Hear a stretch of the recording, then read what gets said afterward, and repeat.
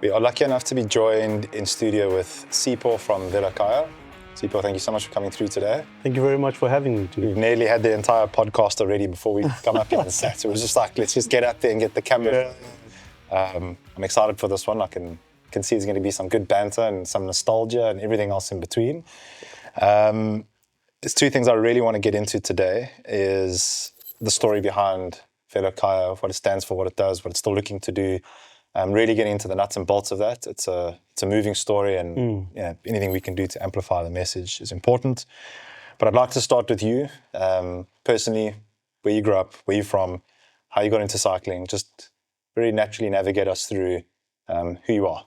Cool. Thank you very much for that, man. And thank you very much for showing me around your space. Such a beautiful space, I must be honest. But talking about me, wow, okay. So it's all about you. No pressure. So no, man, name is Sipho Mona, as I've mentioned, from a township called Langa, which is like not really far away from here, but stone's throw away from Pinelands. Grew up there, born in the 80s, started cycling in 1997. And one of the ploys was, or the protagonist of it was my uncle. I wanted to ride a bike because he was cycling. And he was like, listen, if you pass your standard 4, which was grade 6 at the time, I'm giving my age away, that I would get a bike, and true to form, I did pass and got my first bike. And the first ride I rode, I remember, was from Langa to Durbanville. Okay. Which was a bit of a stretch for me because that's about 25 Ks. First ride? Ever? First ride ever.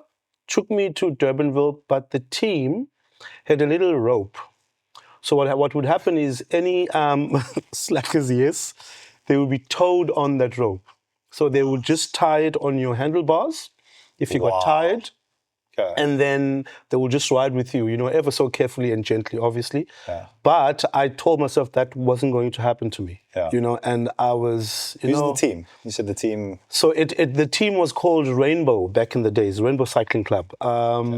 So we rode, that was my first ride.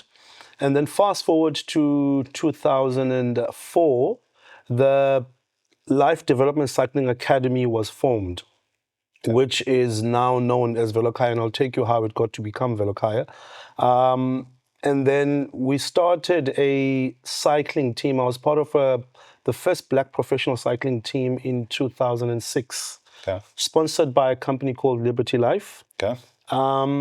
It was actually, we even had, what do you call them when you bring riders from different provinces? Trials, basically. Okay. We had trials from... Try out for that team. Try out for that team, where we had riders from the likes of Durban, Joburg, you name it. We sourced them, but obviously it was for PDI, previous disadvantaged individuals. So you had your mix there. Focus of the team? Road. It was road, definitely road. So that was that. And then we formed a formidable 8-man team, which got to ride around the country. We got our little first stipends. We were all chuffed to get like a couple of $100 in the bank, So when we did that, it started then culminating to a couple of things where we then took it very seriously, and... We being the team members? We being the team members. Okay. And I think as well with the community itself, because when Velokhaya started, or the Life Development Cycling Academy started, it was a ways and means of taking kids off the streets. Okay. That's what the basis was, We're not out there looking at the stars, like trying to have these big shots, etc. We were just trying to keep things basic.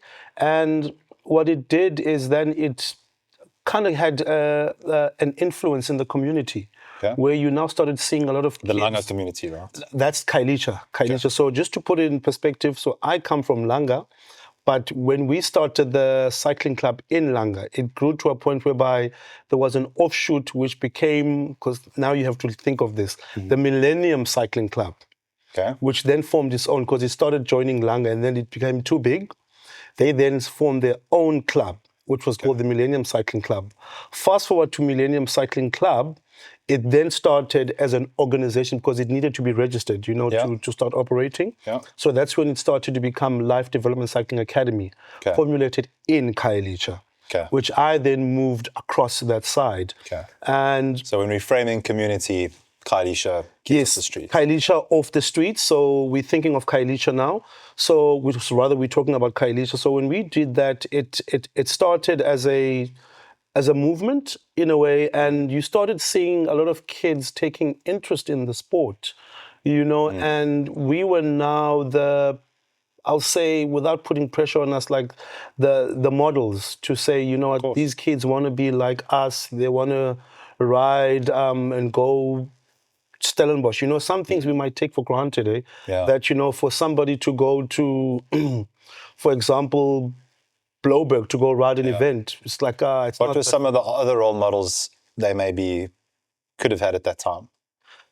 In all honesty, you had your average soccer players, you had your average, I'll say, cricket players, etc. But one of the things that also became a bit of a problem in the community, and I think all of us can attest to that, is you only sometimes idolize the people that are not doing the right things. So that's why I asked the question. Role models in the community. So role models, Springboks, everyone always refer to them, and they are great role models.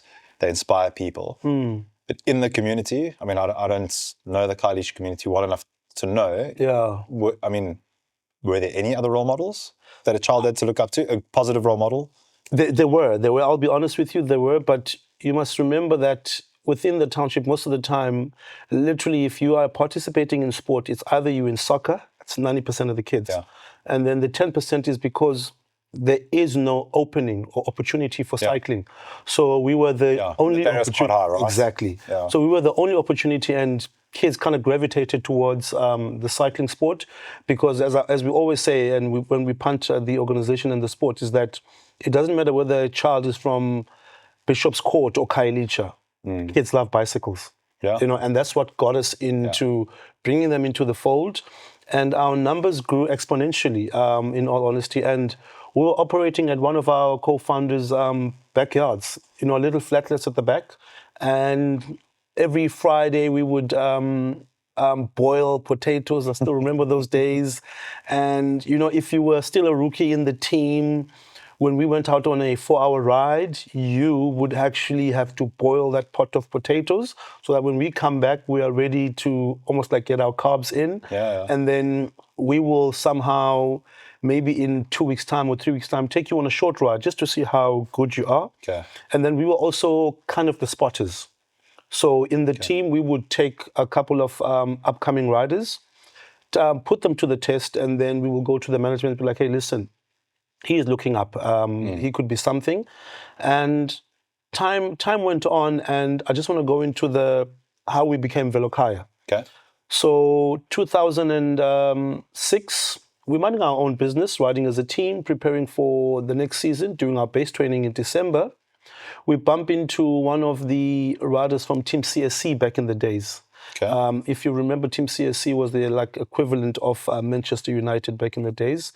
They had your Fabian Cancelaras, they had your Ivan Bassos, and we bumped into them, and they were kind of surprised, and I'll tell you why they were surprised. It's because they're seeing these black oaks riding as fast as they are, So we just kept on chatting on the ride, and they asked us where we were from. I was like, no, we're from a township in Khayelitsha. I was like, okay, cool.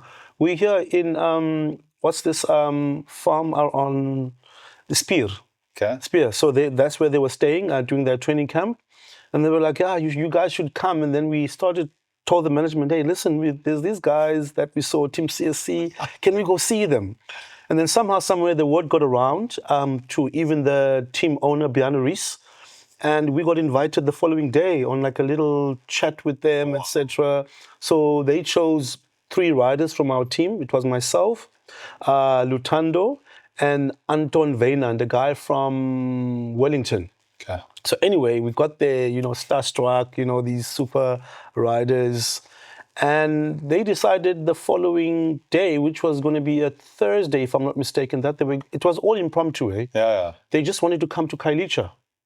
So you had your Schleck brothers, you had Carlos Sastre, you had Fabian Cancellara, all these big dogs coming to Khayelitsha with their bikes to ride around the township and see what we are about. And I mean, that's amazing. dude, I'm telling you, If you're not out on the road and if you're not doing something, the opportunity will never arrive. Never. And you couldn't have concocted that in a boardroom if you... No ways. No ways. So you bumped into them, Zone 2 base training. Yes. On the road. On the road. And you're basically two-wheeling with these guys. And they're like, wait a minute. Like, how's this crew still here? So that's the moment the opportunity was created. Exactly. You see, like that's the... For anyone listening, like that's how you create opportunity. Yeah, I mean, with that, because the story just kept on getting better and better, I'll be honest with you. And I mean... So they came to Khayelitsha. Rode around, saw what we were up to. They saw our facility, and at that time we were already speaking to the Department of Sport and Agriculture, and they had zoned out a land for us that we were trying to develop, which is currently where we are now as we speak. And we went to go show them the land, like this is where we are wanting to build. We'll fence it. We'll want to put a BMX track because we want like your younger kids to start getting involved. The thrill. Yeah, the thrill of it, because that's where you start with the basics. And I mean, without a wink, yes, I was still a rider. The team was like, listen, guys, we need to have a meeting and just discuss how we can support you. And by the time they had left, a week after having arrived in Europe, and this was still in, I think it was around about January 2007, things were just going so well for us, I'll be honest. We had just secured a sponsorship from a financial company called Axis, which eventually also supported, because UCT also had a team, which was also supported by them. And when the call came, Team CSC was inviting us to the Tour de France for 2007. You joking? I'm telling you, dude. 2007, Team CSC was inviting 8 riders from Khayelitsha for the Life Development Cycling Academy to come and see and witness the tour for 2 weeks. So as if that was not enough, and they were like, listen, guys, we started chatting with one of the co-founders, Glenn Bloomberg. I was like, dude, and he was like asking me, we need something that will stick with the French. Because we can't go to France and call ourselves the Life Development Cycling Academy. It's too laborious and too long. I was like, and then we need a French word, man. We need like something French. I was like, I mean, you did French at school. I was like, well, what's a bike? I was like, no, it's a velo.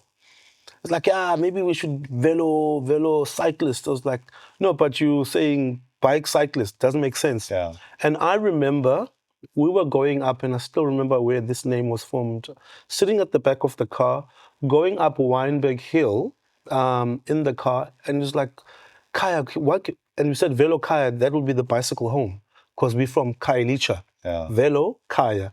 Velo, bicycle, Kaya, home. Bicycle home. That's how we got to coin the name. And then we're like, you knew it there and then.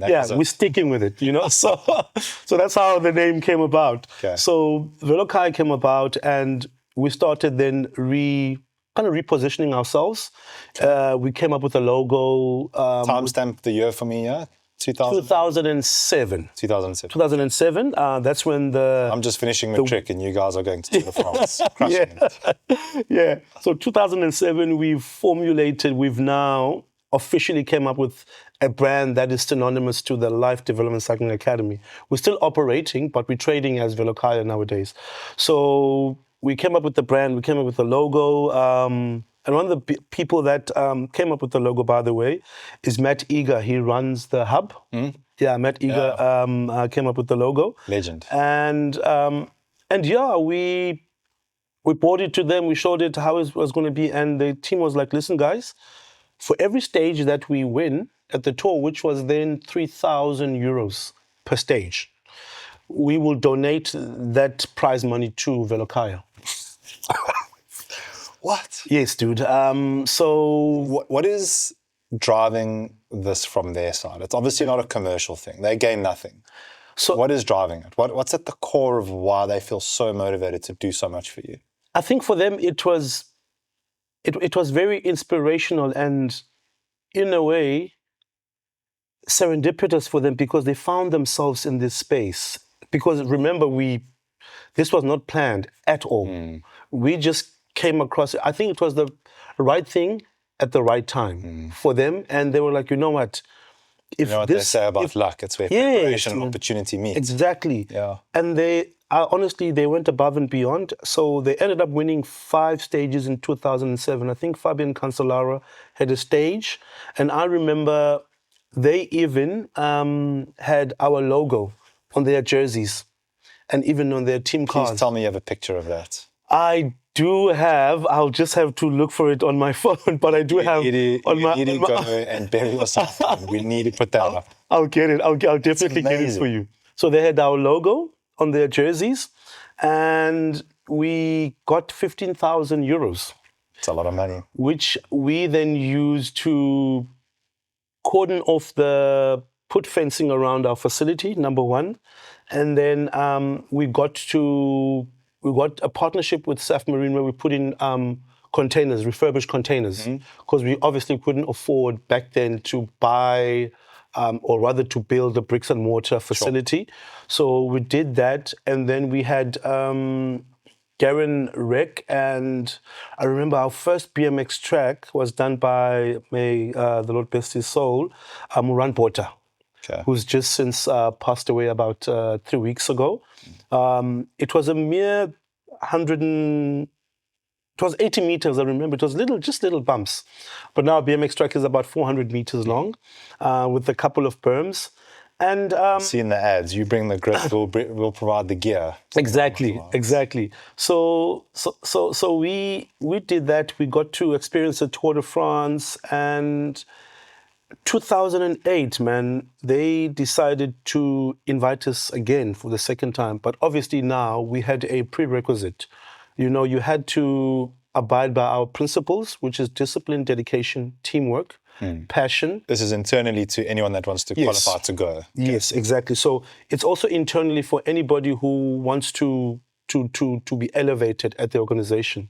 So if you're not disciplined, you're not dedicated, you don't have teamwork, you don't have examples of those things, what you expect to see in a kid. So hypothetically, if I'm 14 years old, I'm in Khayelitsha, you're talking about these things. Give me practical examples. What does discipline look like for you in a cyclist at 14 years old?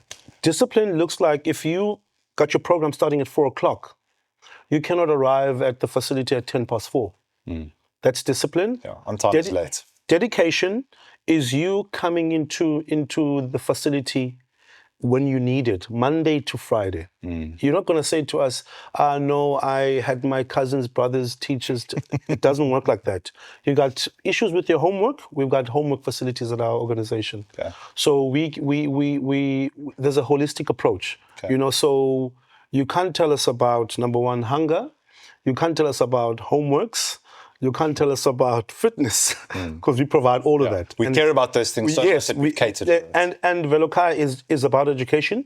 We're just using the bicycle as a tool to promote that, you know. So one of the prerequisites to joining our academy is not how much your parents have or what bike you have. It's your latest school report. We don't accept non-school going members at our facility. Okay. So that's one of those things. And also respect is one of them. You know, you have to respect each other. And it also goes as well when you're out on the road. Respect motorists so that motorists can also respect you. I mean, we know how motorists are out on the roads, but we try and, you know, because you almost are always going to come second best. Every other road user, I mean, every podcast we have this conversation.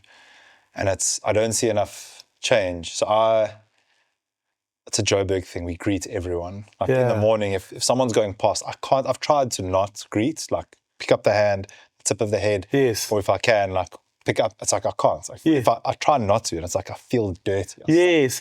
Morning! It's kind of weird, that you mentioned that, because I was out on a ride this Sunday. Yes, Sunday.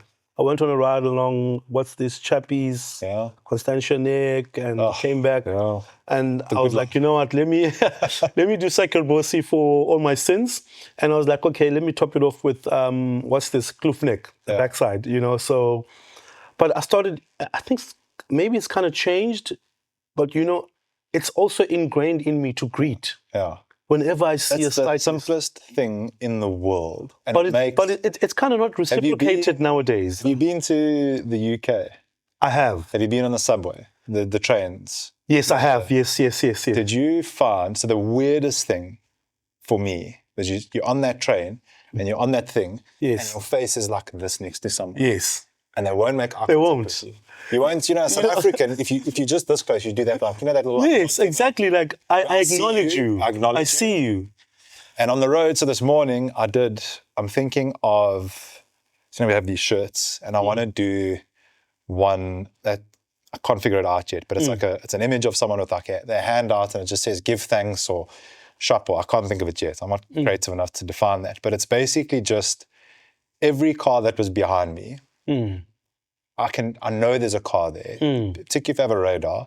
Before they've come around, like knowing that the car's sitting there waiting, I'll just put my hand out and I'll just say thanks, shop, whatever. Just I want you to know, like, I know you're being inconvenienced, thank you. And then when they go past, thank you, and I can see them in the mirror and I'll just say thank you again. It's the simplest, littlest thing. 3 of them, there's a friendly hoot and then there's the FU hoot. Yes. And I got the little hoot and I got an emergency light. Now it's not to glaze myself like I'm this virtuous person. Yes. But that little behavioral change makes a difference. Then the most controversial thing is runners were coming up the road. Now I run and I ride. Yes. So runners are coming famously on beachside, and it's like, the entitlement battle starts to, strike inside of you. And I did this incredible thing where I just moved over and greeted him and carried on going. And he greeted back. It's just like, wow. It's so fucking simple. If you just very simple, dude.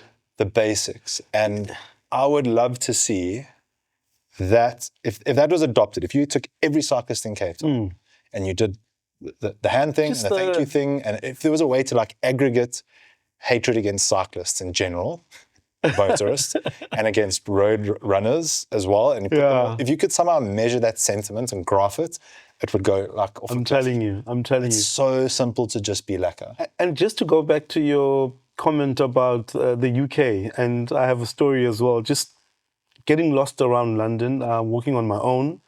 And, before you ask anybody questions, you need to greet them. And I greeted this gentleman. Hi, how are you? He's like, what do you want? I was like, well, I just, no, I can't. And I was like, you have not even heard what I want to ask. I'm just lost. I'm lost. Like, can you just help, dude? So it started, because that was back in 2015. And I was like, okay. And you remember that like it was... We are a different breed in South Africa. We're very, we have a humane approach. We have a sense of ubuntu. We always 100%. Talk about ubuntu. I get goosebumps when you say. Yeah, it's just a natural thing. But you see and you're like, how do that culture operate? Can erode, and it erodes fast. It's not linear.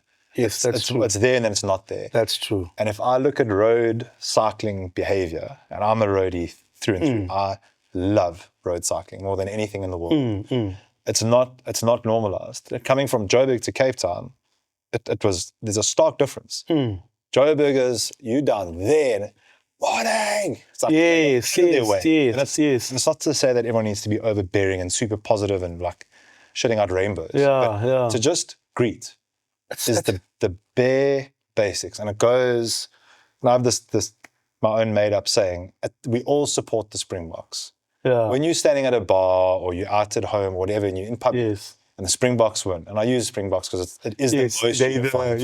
You could say the Proteas as well, but they win like every decade. Yeah. When the Springboks win, anyway. No one there stops and says, hey, are you a cyclist? Or are you a roadie? Or, you all celebrate. We all are the same. Exactly.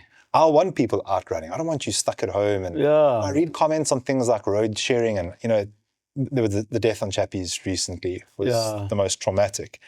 And the comments on YouTube and Facebook, and it's like, you should shut down Chappies entirely to road running and cycling. It should only be for cars, and then you won't have any more deaths. And it's like, seriously, think about what you are suggesting. Yes, man. You want people to not exercise on the most iconic road where you come off that bike or road run or whatever, even if you just drive and stop there, whatever, walk it, park it.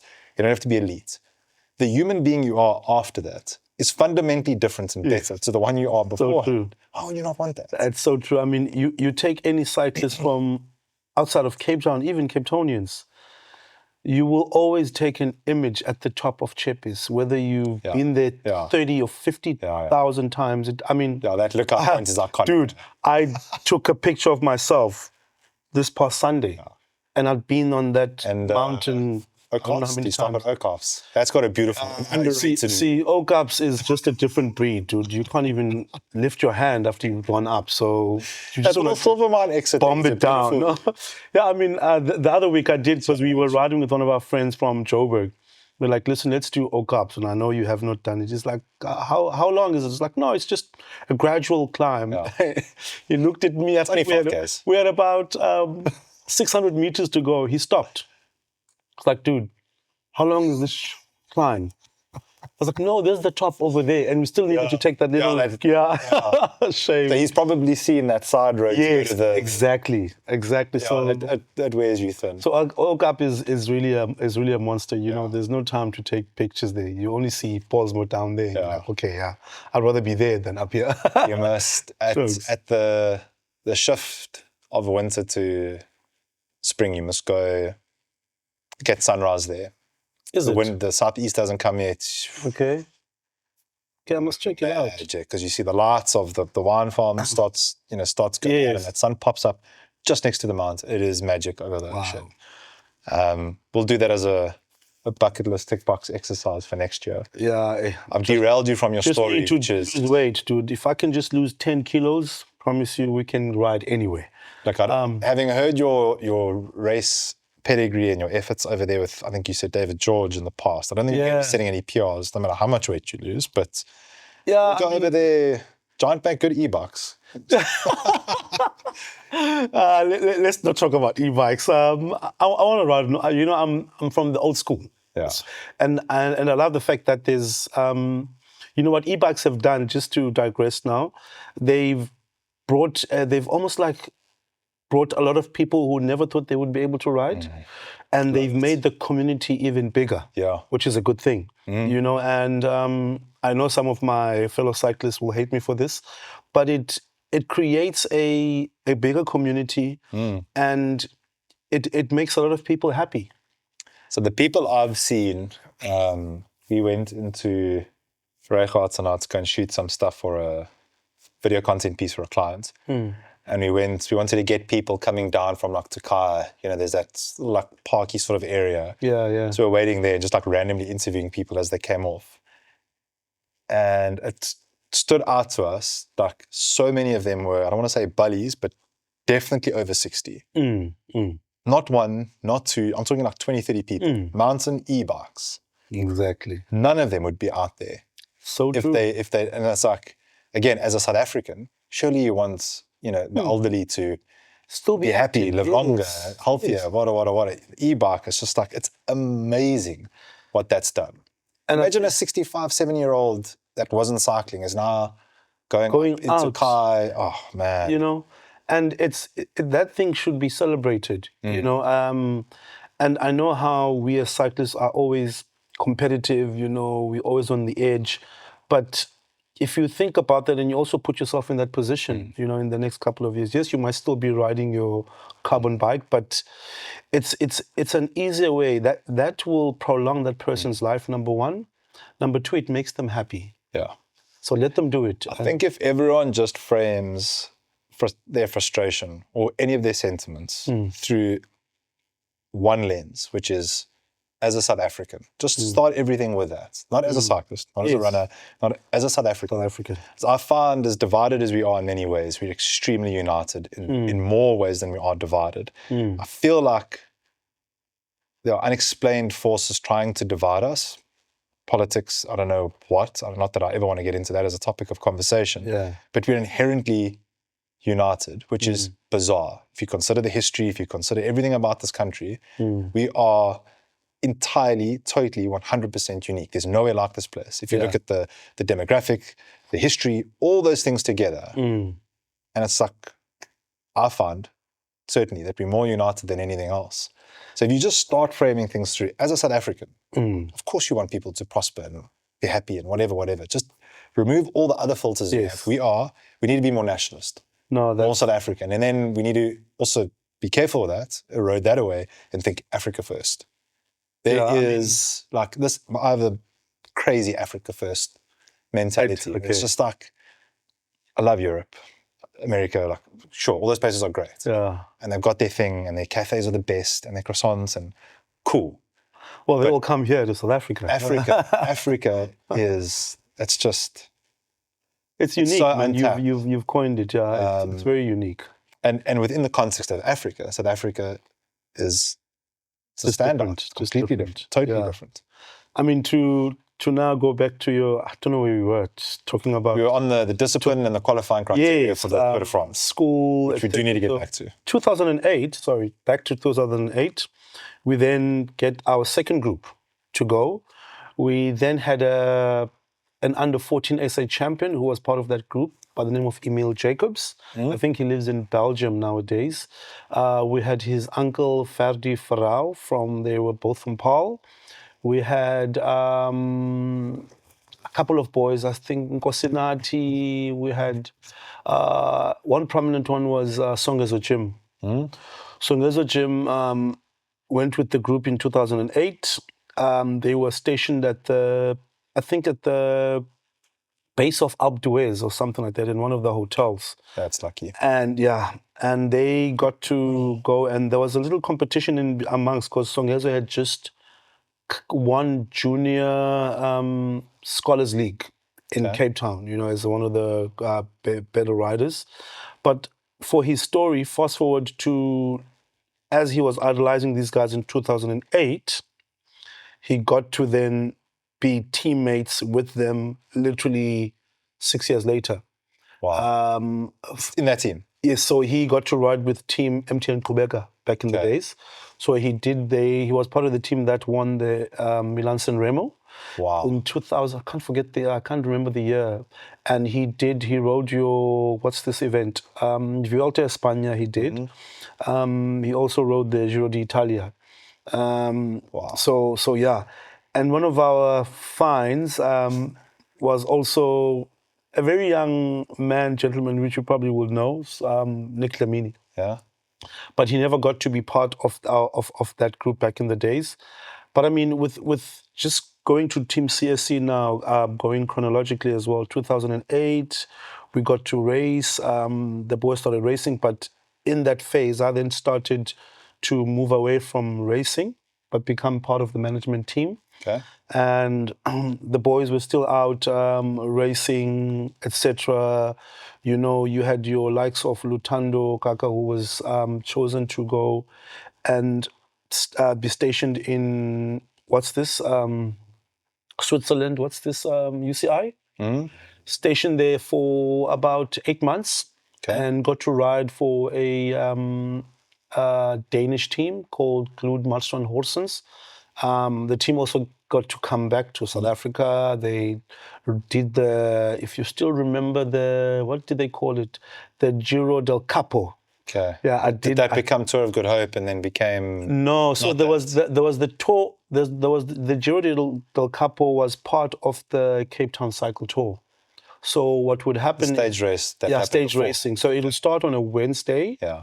And the last stage will be the Sunday's ride. Cycle tour. So they will ride Wednesday, Thursday, Friday.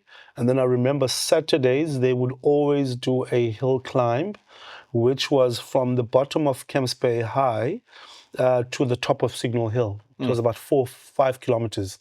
And then the last stage would be the Cape Town Cycle Tour. Good old days. Back in those days, dude. So yeah, I got to actually... So the Cap ran similarly, where it ran... In a way, that yes. was Good Hope before. So it's been in lots of different iterations, but it's always been yeah, they've changed, yes. So and it ended just before... But it was always before.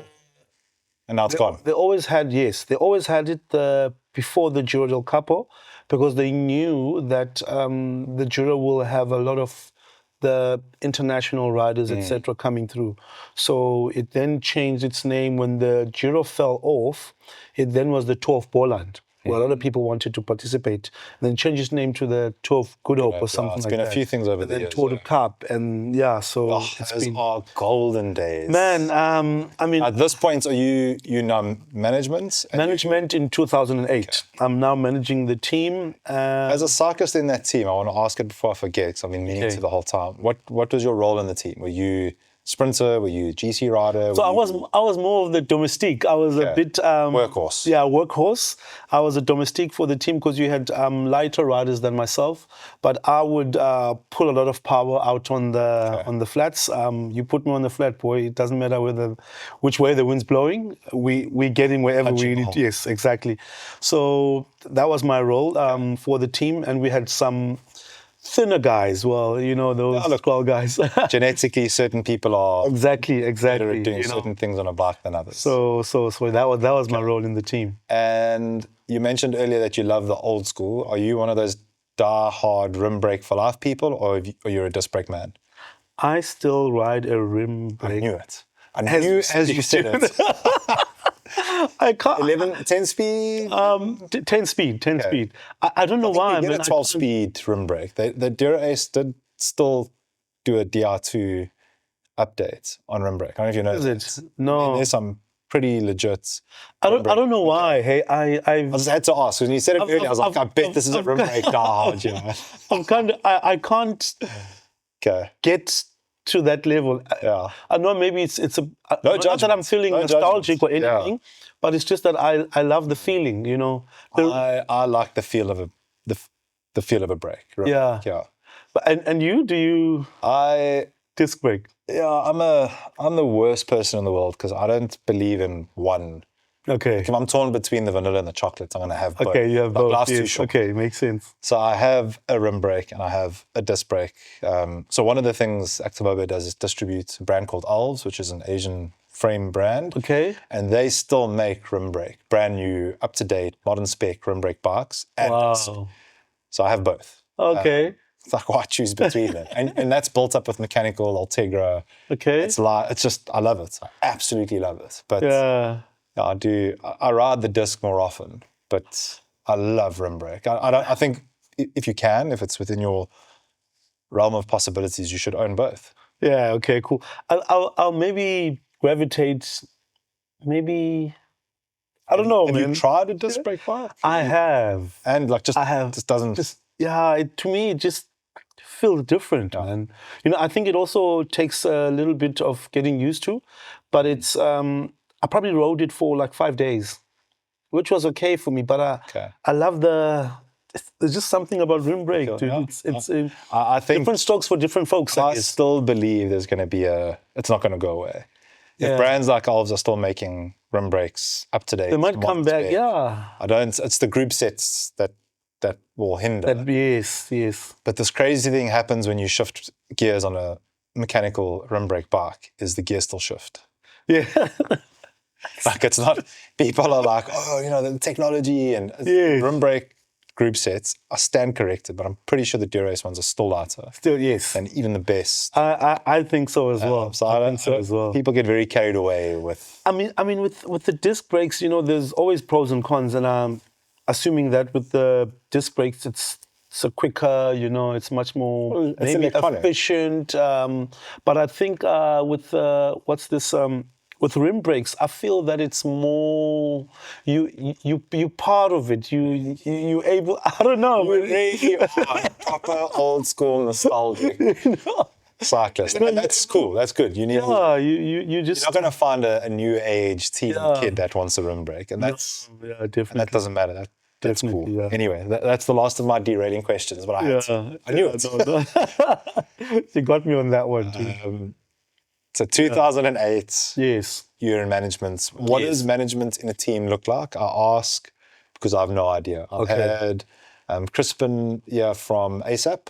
He's done some pretty badass stuff in his lifetime. Okay. Raced I'm going to get the number wrong now, but like 500 races in like a handful of years when he was in Europe. And now he runs Team ASAP out in and Bonnock Bikes. The northern suburbs, no? Yeah. Yeah, okay. And they had Tyler Lungo, who's now overseas for a bit. And they're doing great things locally. And anyway, he's given me some insight into like what managing a team looks like. And I've chatted briefly with Malcolm Langer. He was obviously involved at a certain level, and I think very few people understand what being in management in a team entails. So if you don't mind just illuminating. So, I mean, to manage a team, first of all, you have to be UCI accredited with the manager's license, which you have to go through the team at Cycling South Africa to make sure that you pass. Written exam? Written exam in a way, yes. And some of them are multiple choice questions, and they will take you through the spaces, and you'll have to write and true or false, etc. and all of those things. No FTP tests or lactate? No. I think when you get there, they know that, okay, you've had your time. That's it, So you do that, and once you've passed it, you then are eligible in a way to be in the support vehicle. To support, back up your team. So what that entails is you now become in control of the team, your team, depending on the reins that you're given by the team owners, etc. But what I will take through is that you've got your likes of your team. You will choose what the tactics for the day are. You will make sure that you have your team with a mechanic almost all the time, because you can't be a manager driving the car and also becoming mechanic at the same time. That's kind of a waste of a time, for your riders. It's a very strategic role to get a victory for the team. That's your KPI. Yes. Okay. So you have your team mechanic as well, which is, so what we will do, let's say on a tour, for argument's sake, is we would be making sure that the guys are eating properly, number one, at the right time. They're in bed at the right time. Sometimes you'll be like, okay, guys, we're going to bed at 8:30. I know some Joe Soap might be on his phone, etc. at bed. We're not going to monitor that. But one thing that's important is that we prepare for tomorrow. We discuss the race tactics. What we would always do is we never discuss the race tactics the day before. Because it makes riders a little bit agitated and nervous to go to that's sleep. Interesting. You just discuss them. If you tell me tomorrow I'm responsible for attacking, and I must start. Yes. Okay. Smart. So let's discuss it on the day, like 30 minutes before. Okay. That's our team tactics, Okay, smart. So kind of makes practical. It's very practical. And then we will organize the nutrition for the race. So with the team mechanic and some of the support staff, we will make the bottles, etc. We will have a masseuse that will be ready for the team, so that when they come back from whatever stage, everybody knows that at a certain time they need to go for the massage, etc. We will limit a lot of unnecessary movement, like you can't Stay go off the legs. Yeah. You can't walk to the mall, dude. If you've got a stage tomorrow, we'll do. Because this is serious now. I mean, these are this is proper. Definitely, so those are some of the things that we take care of, and then the average age of the individual you're managing, because that's also a very interesting dynamic. If you consider, most people don't think you're not managing a bunch of 30-year-old mature adults. So in our year, when I was team manager, the oldest person I was managing was 22 years old. Youngest? So you were working with 18 to 22. Yeah. So we were the under 23s. Yeah, and let's all just think about what an 18 to 22-year-old is like. Testosterone's bouncing. Exactly. And emotions. Exactly. So that's what it entailed. One question that pops into my mind, if I may, you mentioned nutrition. 2008 to 2025. How much has changed there? Ooh, a lot. If you could go back to 2008 with what you know now about nutrition, do you think you could have made a fundamental difference to the performance of the team? Definitely. Really? Yeah. That big, huh? I mean, it's, I think we were driven by passion, and we did have your supplements, etc. Carb mix. Carb mix. We had this one supplement which was called Cadence. Yeah, they still do it. Jeroen and his team, yeah. So we were sponsored by Cadence Nutrition back in the days. And I remember back in my days, there was things like fast fuel and you name it. So we used to use that. But I think with the amount of knowledge that we have now, I mean, it would have made a lot of difference to how we do things. But that would have made a difference. But I can say that as well, that it's also takes on what the rider believes or wants to achieve. It's also dependent on the individual. Yes, I mean, you can't go ride a 160-kilometer stage without supplements. It's almost like an impossible possibility. Nutrition is key. Critical. But back in the days, I think we were quite sorted, and I think that's why we were so structured to a point that we knew we were able to see talent, we were able to hone it, and when we got that person to a certain level, because remember, we're not a pro tour team, we were able to then have a conversation with a specific team and be like, hey, listen, this is the this is a potential.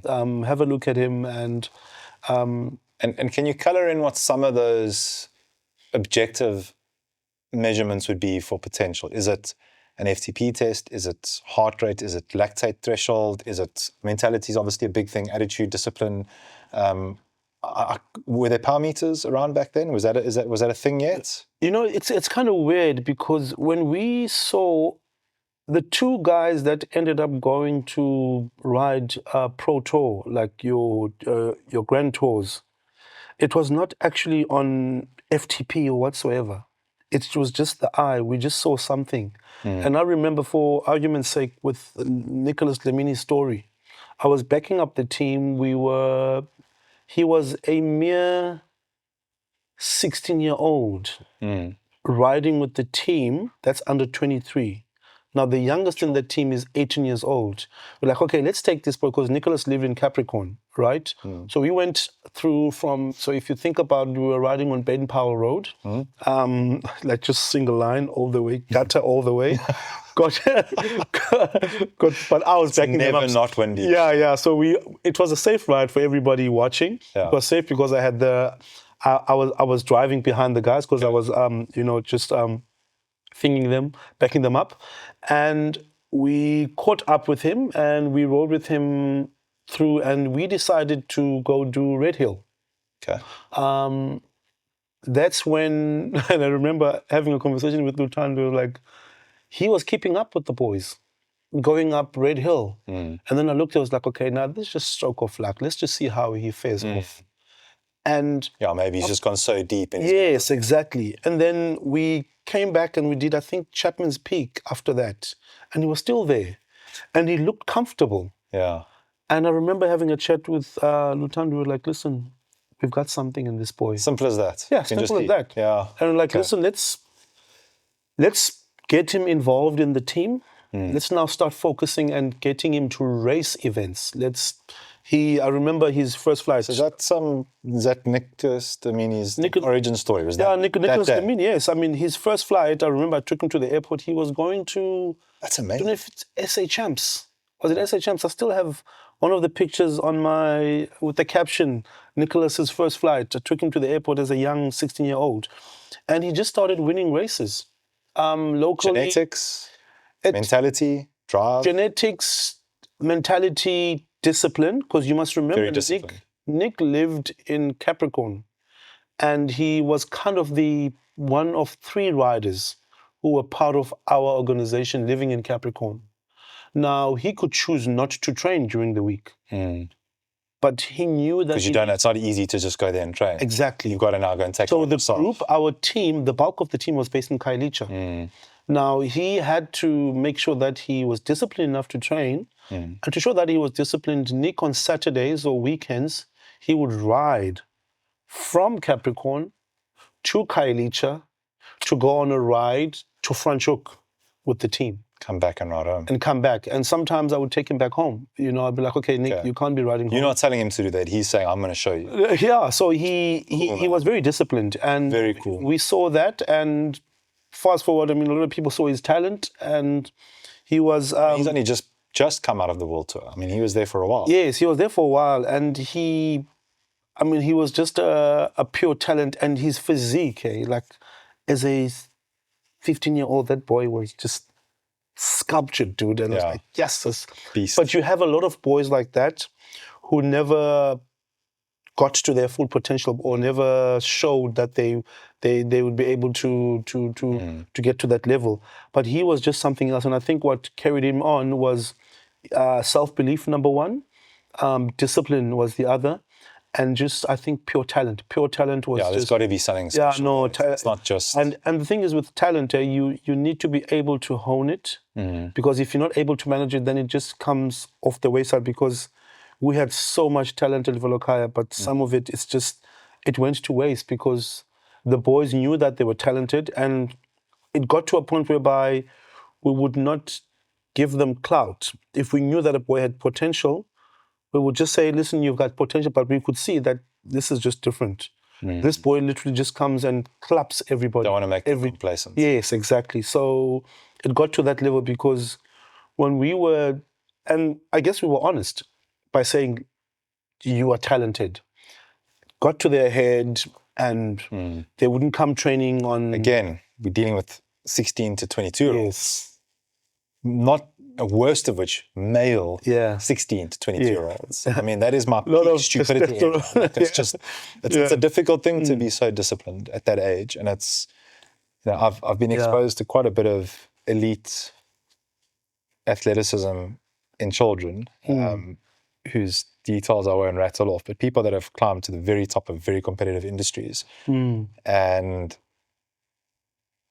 6 years old beforehand, the discipline these kids have had to have, the sacrifice families have had to make to get an elite level athlete out the door into a club, whether that be football, rugby, whatever it is, it's different now. And it's these kids from 6.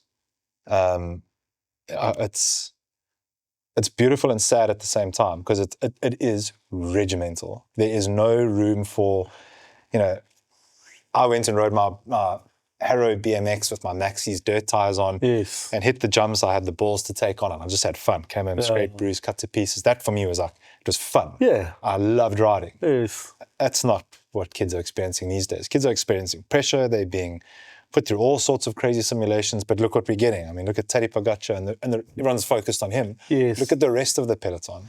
Yeah. Look at football, look at rugby, look at any discipline of sport you want to. It's at a level that is unrecognizable 2 years ago. Yeah. Like the greats of today are, people that are not even making the cut in golf today would win championships. Yeah, exactly.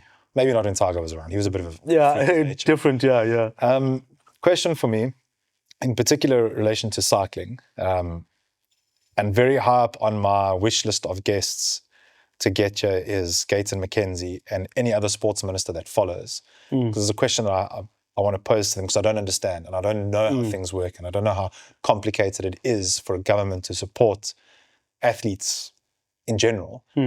But if you had to chalk it up to 1 or 2 or 3 things, what is the main reason potential isn't being fully realized in cycling and in sports in general? Could you put it down to a few things that it could be political, it could be individual discipline, those things? Like, what would your hunch be? I don't want to politicize it or in any way, but I think one of the reasons why most of the potential is not recognized is that we're not coming together. When I say coming together, remember you've got corporate, and some corporate, for example, Velokhaya operates at a certain budget. I'm just making an example of us now. All we need is just 0.00.1% of maybe one corporate, just to support that program for 3 years. Now, I'll make you an example which is very realistic. Pick n Pay. Pick n Pay supported us for 20 years, from 2004 until last year. Now, yes, Velokhaya was not, our main objective was not to groom these World Tour cyclists. It was merely just to take these kids off the street. But all of that was serendipitous because of their support. So we were able to have a Songezo. We were able to have a Lutando. We were able to have a Nick Dlamini. All these guys came through that program. It's actually, now that you mention that, that's crazy. Yeah. Our goal was to get kids off the street, not sculpt world athletes. Yes. But just by getting kids off the street, there was 5? Yes, about just 6. Just in Kailisha. Yes, Kailisha. And Capricorn, obviously. Yeah. When you think about it from that perspective, that's actually nuts. Yeah. Imagine you were going out there with a sole mandate to find. Exactly. Sure. Because When you frame it like that, it's quite interesting. it is, because if you think about it, I mean, Pick and Pay, I didn't realize that was the main backer. I thought it was, because you mentioned Liberty. Yeah, so And there's this connection between private companies. Well, there's a connection between money and opportunity. Yes, and yes. liberating people. Yeah. I guess is what you can't get away from. Yeah, so Pick and Pay had been, when we opened the organization, they were the first partners, October 2004. I see. Kudos to Pick and Pay. That's amazing. To literally 20 years. And obviously with what's been happening to Pick and Pay, it was also not an easy decision for them to be like, hey guys, listen, because they've been going through a lot. They've had a tough time. So it's kudos to them, and I do agree with you on that part, because it helped us set so many kids in a different trajectory, whereas there would be, I'm not going to say nobodies, but they would not have a chance in life, and I think be dramatic with that, because I think it is that dramatic. Yeah. I mean, I think the difference is that dramatic. Yeah, people always ask us, how do we define our success? Yes, we've got all these guys that have gone and ridden World Tour, but our success is defined by our members coming through our programs and finishing matric without being involved in any of our social ills. In the township we have all these social ills, dude. So if we can put a girl can come through our program, finish matric, and start varsity or whatever it is, without having being pregnant, or to us that's a success. Yeah, with discipline, with integrity. There we go. Those things that you mentioned. And most of those now are, most of the kids that we've had, we've had over 6,000 members in our organization since 2004. We've impacted over 6,000 lives. Wow. Since 2004, and it's growing, and we don't see any way of stopping to it, because this is and I always say this, sometimes you get lucky that you do something that you love. It's not a job. It's something that's you passionate about, and just by giving or doing something for someone, to me, gives me goosebumps. It's almost like that. I get high off that. It's like a high for me. So. Yeah, that's the fuel in your fire. Yeah, that's the fuel in my fire. So yeah, man. A few years ago, I would have thought I could relate to you. Yeah. Now I can. Yeah. Do you by any chance, Imtiaz at all? Sparkles? Imtiaz, the name rings a bell. Imtiaz, he's with Belleville Cycle Club, but he's now with, oh my gosh, I should know this. Anyway, he came on, he's with Infinity now. No, not Infinity. Kinetic, I think. Okay. And the name rings a bell. From Bontiville, 12 years old, sees a guy going past on a bicycle. Anyway, we did a sit down with him. Okay. Go and watch that. Wow. That day, it hit me like a ton of bricks. Like, that guy's story is just, it's like one of the highlights of my entire life. Sitting there just giving him a platform, and then seeing almost every month someone, it's like, I saw that story. It's like the fire it burns in so many people. Yes. In like the streets where he grew up and around in Bontiville, like this. I mean, he's not gone and won the Tour de France stage or anything, but he's changed his life. Yeah, that's true. Through some guy that rode past, that he saw, he chased down. Go and listen to the story. Yeah, I know. And it's just like, the divide in this country, it's like so irritating, because people are like, it's money. It's not money. There's that can be changed by us. It's willpower. It needs willpower, and this is why I want to speak to people like Gayton and other people. I don't understand. Like, how do you fix this thing like on a bigger level? Because if you've taken 6,000 kids and done that with whatever your budget is per year, I'm sure it's 0.000. It's nothing in the grand scheme of what this country does, of what some companies do. And why not do more? Why isn't there? I think one other thing, because I've had a look at it. If you remember, you were telling me that you matriculated 2007, but back in the days, 2007, you had your school sports in every school. It didn't matter whether it was Model C or wherever, township or, the suburbs. You had your school sports as a prerequisite. There was athletics, there was soccer, there was, you name it, it was there. But now it's no longer there. And I'm saying that because that's where you kind of get your focus. And sport has a good relationship with education and the brain. It activates it, and Yeah. and I'm saying that because at Velokhaya, like I said before, the prerequisite is your latest school report. So what we do with that is we see how your grades are. We then take you through our paces. We put you through our academic program, right? And then once we do that, is almost all the time, because you are coming into a structured facility, your brain kind of gets activated because now you are also taking part in sporting activities. The grades almost instantaneously improve. And I kid you not, Yeah.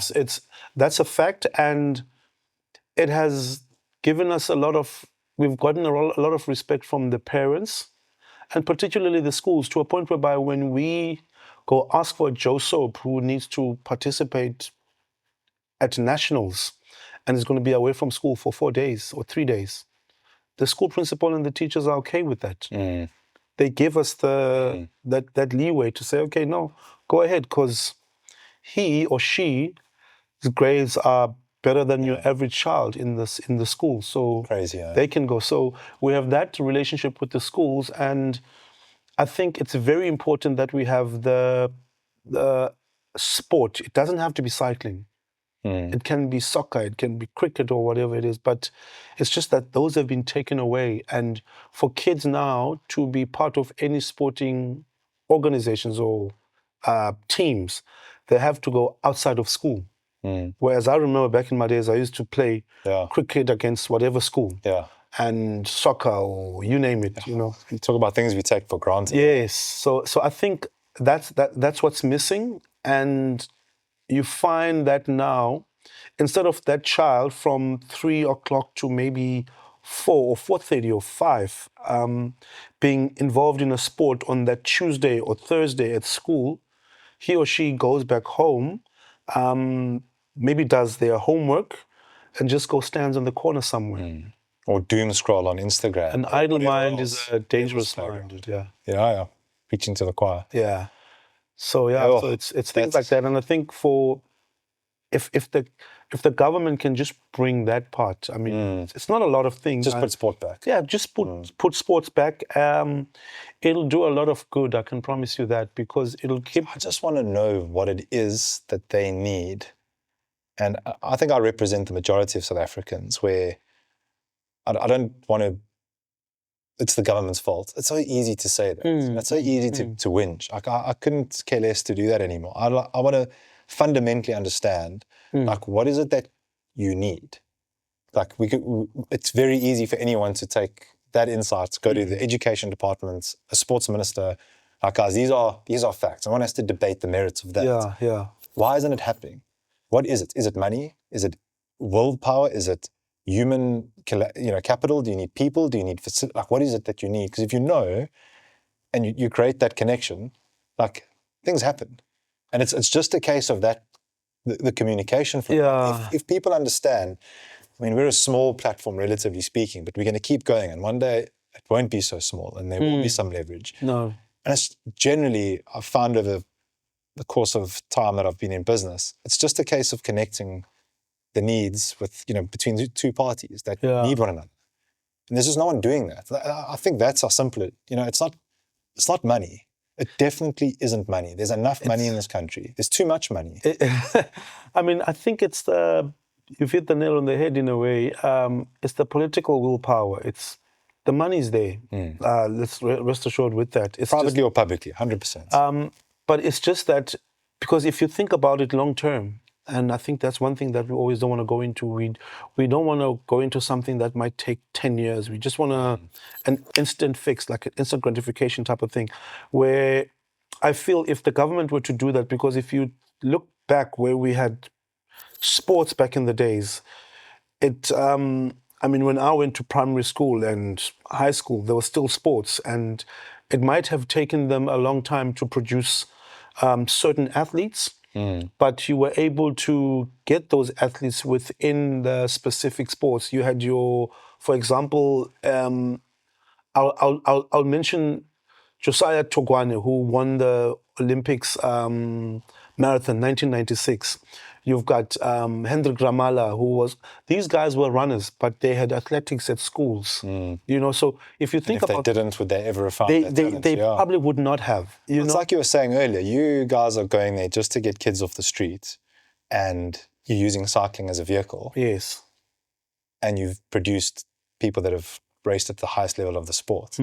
I'm not going to get away from that. That's going to stick with me for a long time. That's insane. Yeah. We just did this little thing in this, not little place, but in this place called Khalisha. And just by this little spotlight being shone here, a Tour de France cyclist was born. What that is insanity. That's the thing. And it's like, what else is in there? If we focused all our energies on just looking for pure talent, I can promise you this, using our model, we could literally get like a team together that would be able to participate at the Tour de France in the next 10 years. That's just being realistic, It's crazy. With enough funding, we could get a team that could do that, But to remember that to get to the Tour de France, you don't just, it's not like this, dude. It's a process. And it's a lot of money. It takes a lot of money. So, and I think to come back to that, that's why we've kind of regressed. And I'm saying regressed because normally, like I'd mentioned, we dealt with 18 to 23-year-olds. Now our focus is 15 to 18-year-olds. Because we saw, we're talking about Tade, the data, like, you've got your 23-year-old now winning the Tour de France, or 22-year-old. Yeah. So we can't be taking a 19-year-old to go ride in Europe. And we're very lucky at this point that we even we've been taking our teams to Europe every year during school holidays, June. That's amazing. We take our teams, our BMX and our road cycling teams, and once again, it goes to the support, because we received support from Europe. And has that stayed through CSC, or is that team's obviously that's changed over time, but those people keep connecting? Yeah, so we kept on connecting with people, and I think because as Velokhaya, by the way, we've gone to the Tour de France like 3 years under 3 different banners. Okay. So we were invited again in 2019 by team, Dimension Data. Okay. Doug and his team, I took about 6 riders to Belgium, because the tour was starting in Belgium back in 2019. And we had a lot of talent back then, and these were your 17-year-old boys, very good. But it takes a lot of time to try and groom them, and we had this huge pool of talent. But it's, it as much as you can take them through, I'm not going to say they're an anomaly, but you need them to be disciplined, and you need certain things for them to get to that level. So it doesn't just happen like this. It's not like a whisper. It takes a lot of time. You can't go to the tour and a week there, a year there wouldn't. Yeah, no, it wouldn't. Cycling is extremely brutal when it comes to that. Yeah, we're trying our level best in taking these guys to Europe, and I think this also bore fruit for us this past 2 weekends ago, where we took some of our guys to World Champs in Scotland about 2 years ago, when they had World Champs there. Last year, we were all the BMX and the road team, but stationed in different places in the Netherlands. Because remember Netherlands, because we're also into BMXing. So we've had a national champion in BMXing about 4 years ago. And we took the team for a month during school holidays. Now that's your 15-year-old to 20-year-old to Europe to race to Netherlands. So they raced in Netherlands, they raced in Germany and Belgium, BMXing. And the road team did the same thing as well. Amazing. And 2 weekends ago in Kempton Park, we got a South African champion by the name of Mihle, coming from Velokhaya. He's now the BMX South African champion. Nice. And that bodes well. It just shows if you expose them at an early age. Now, Mihle was riding with guys that are, oldest was like 24 years old. He's just turned 18 and he's At that level already, yeah. exactly. So if we were to station Mihle or the likes of him in Europe for at least a year, what talent would he, what level would he get up to? Because he literally, if you put all these 3 years together, he's just been to Europe for 2 months and he was able to come up with the national title, you know? Oh, that's crazy. Yeah. So taking that wealth of information and so, I mean, it's a lot to take in. But so rich with purpose and like hope and inspiration. What does the immediate, midterm and long-term outlook look like for Velokhaya, for you? And what is it and you need, if anything? Our midterm is to just keep on motivating, and I'm saying motivating for a reason. Your average child out on the streets, that they can be whatever they want to be if they are focused and on the right path. And I'm saying that, and I'm trying to, yes, we're talking about Velokhaya, but when a member wants to be part of us, and I hope a lot of them can hear this, when you join us, you are not joining us to become this world-class cyclist or BMX. No, it's not about that. You're joining us to become something better for the community and also for the world. You know, that's our midterm goal, is to try and not change the narrative, because it has always remained that, but it's just that all these superstars was just serendipitous to us, you know?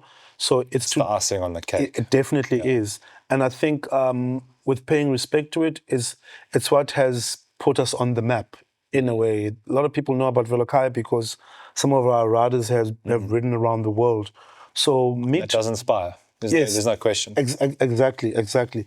So it's for people just to, or future members to just be part of the program, and so that they are able to achieve their goals, because we have a very sound setup at our organization where we focus on your academics, and also we are sitting on our nutrition as well. So we have a holistic approach in what we do. It's not just about cycling or whatever. There's education, there's nutrition, which is part of that. And long-term goal will be to probably get lots and lots of funding, dude. It takes a lot to put something like that together, and for us to be able to focus on the dreams and the future, etc., for these members, we have to be financially sound and know that, okay, listen, if we want to make sure that we are able to take a team to participate at something that might be rudimentary, nationals or local racing, we need to make sure that we have funding. You know, we're very lucky to have some partners who have stayed on with us. We are now looking for a new headline partner who will be able to carry us through our processes and in a way give us enough funding to change these kids' lives. You know? That's our long-term goal. But we would love, I mean, we've always said this, yeah, we want to have a team in the Tour de France, but it seems far-fetched, but with the right amount of backing and support, that's a possibility for us. But for now, we just want to make sure that we are able to have these kids and we're able to change their lives through the sport of cycling. And they can just also impact that, what we've given them to the world. Is it possible to run through who some of those sponsors are? It's always nice. I think the big problem cycling faces globally is the media part of it sucks. So if you look at what happened to Formula One, steady decline, losing interest, Liberty gets involved, and fundamentally what they did is they basically changed the corporate image of Formula One.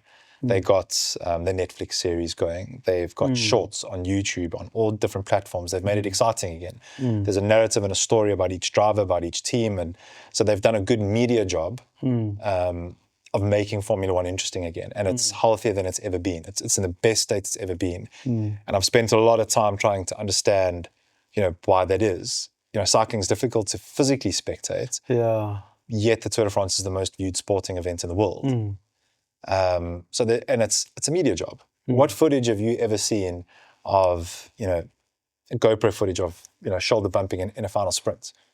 1 or 2 here and there. There's a media job lacking, locally and abroad. And the reason the media job needs to happen is reasonably for a listed or a private company that is fundamentally profit-centric. They are there to make money for shareholders or for themselves. That's not evil. That should never be demonized. They will give money to something that gives them a return, normally, unless there's, there are events where people get involved and sponsor long-term with no direct return on investment. But on the whole, if you can show people coverage, if you can show people engagement, if you can show them what marketers and business owners need to see, some sort of solid return on investment, they'll put more money into it. I was with Jumbo this last Tour de France, the Ventoux stage. We spent some time with them on this ridiculous hospitality package through 226s and Carl Mitchell. I'd never in my life that I think I'd be exposed to seeing how a Tour de France team runs. And whilst everyone was like, wow, look at it. And, my big take out there is there's not enough money. Even at that level, they don't have enough money. That team has, I think, Visma run a 30 to 40 million euro budget per year. That's I'm not disputing that that's not a lot of money. $500 million to $1 billion. In sporting terms, go and take a Premier League side, go and take a Formula One team, go and take any top performing team, sport in the world, baseball, basketball, anything. It's a joke. Tadej Pogacar's salary, in context to the rest of athletes in the world, a golfer, is like, it's nowhere near. It's nothing. It's so pathetic. And I want that there should be more money in cycling at the top level, because that will then filter down.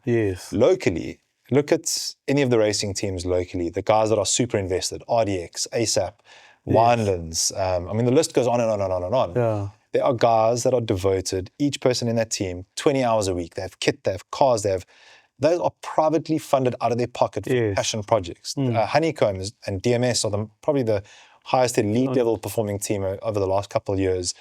There's no return from them because no one's doing the media job. CSA, whose fault it is, I don't give a shit whose fault it is. Someone needs to fix the media thing so that companies can get a return from it, so that they put more money in it, so that teams need to make more money. The guy that has the balls to say, I'm going to run a team, I'm going to bankroll it, I'm going to put up the money, whether that's Velokhaya or whoever else, they need to make obscene amounts of money. There needs to be a positive, take home from that for this thing to work. And if the global teams are struggling with it, the Tour de France teams, the Pro Conti teams, and I say struggling, relatively speaking, but there's guys in that Tour de France, Dlamini will tell you, and many others, the low-income earners of the Tour de France, they aren't living this baller life. They aren't on, go and take a Premier League player, any Premier League player, he's living top 1%. Go and take Div 1, Coca-Cola Championship, around Europe. They live exceptional lives. Why are the Oaks risking their lives, descending around bends, fitting into tiny gaps, literally risking their lives? People die when they cycle, race, and things go wrong. I haven't seen a footballer die of anything other than faking a role. You know what I'm saying? And it's just it's bullshit. And it's a money problem. And the money problem is only because it's a media problem. People can't get behind it because they haven't figured this thing out. Yet you look at, did you see Teddy's, the Lombardia, the scenes of him, that final climb, the race he won over the weekend? Yes. It's like, you can't tell me it's not a spectator sport. People are going mental. The best images ever. Look at the images that came out of Worlds, Kigali. Streets were littered. They were packed. You know what I'm saying? And it's But how do you then convert that into because it's already there. You know, how do you? It's a media job. So we're trying to figure it out. Yeah. With as little as we know. And we have some ideas. But mean- we need someone like Super Sports Schools as a great example. With your rugby. And I'll watch Super Sports Schools more than I'll watch any other super sport. And I'm one parent. I know there's many more. Super Sport will have the data. They'll know how value Super Sports Schools is. It is the most genius media play of all time, as far as I'm concerned. They are so smart because they've got you hooked. I can watch my son play water polo every weekend. I don't have to miss a game. And it's my son. It's, you know, that's emotional. That's deeply emotional. Yeah. And Super Sport's doing this for me. Like, yeah, right on. I'll keep that subscription. Yes, exactly. But they've got what they own there in sponsorship value. Anything that you now put there, it's so powerful.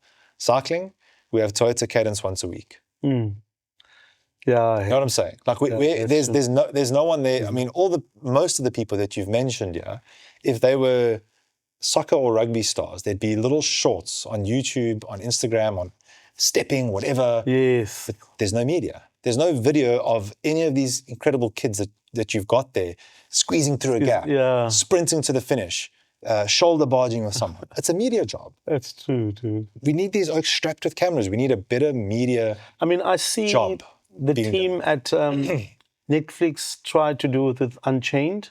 Which is a good job. Which is a good thing. And somehow, somewhere, there was also, I don't know how true it was, that they were going to can it for a season. Like, they were thinking of canning it. And I was like, why? And I think the backing was that it's not getting a lot of views or whatever it was. So I only have hearsay of, you know, what people say,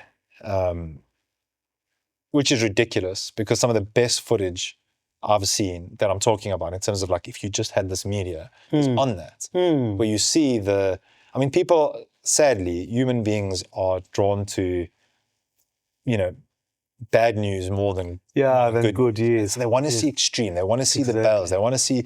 I mean, the most amazing thing that Drive to Survive did for Formula One is it sold everyone on the individual stories happening in Formula One. Yes. People got attached to Daniel Ricciardo's story. Yes. People got attached to the story of, you know, Aston and whatever that they just didn't know about otherwise. So now when they tune in on Sunday to watch Max Verstappen lead every lap of the race anyway, it's like, oh, but there's that battle happening there, and there's this, there's that. That backstory, you know, to why. I mean, I'd love to understand if that Tour de France Unchained did bomb. Why? So I thought it was brilliant. Could they have done better storytelling about the different stories? Yeah, maybe. I mean, also, which is something that I've just been seeing, you know, obviously your YouTube will give you algorithms with what you watch.